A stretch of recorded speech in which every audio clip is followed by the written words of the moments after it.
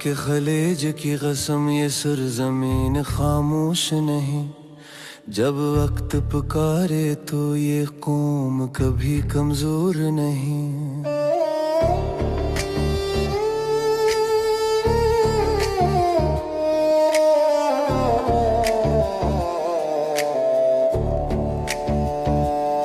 ریگزان کی ریت میں تاریخ سوئی نہیں، ہر ذرہ یہاں غیرت کی کہانی ہے کہیں۔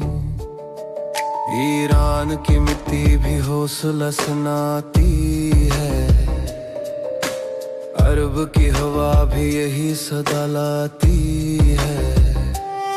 جب ظلم کی آندھی سر اٹھاتی ہے،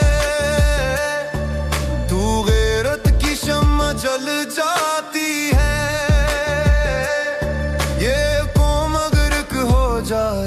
تو تقدیر بھی بدل جاتی ہے۔ ہم جنگ نہیں چاہتے لیکن ظلم کو بھی سہ نہیں سکتے۔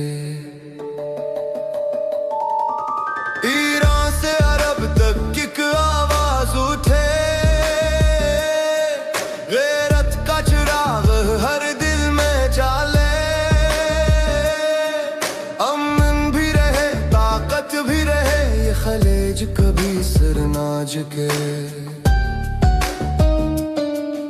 ریاض سے تیران تک پیغام یہی، دوحہ دبئی بھی کہتے یہی۔ ہم امن کے رکھوالے ہیں مگر ظلم کے آگے نہیں جھکے کبھی۔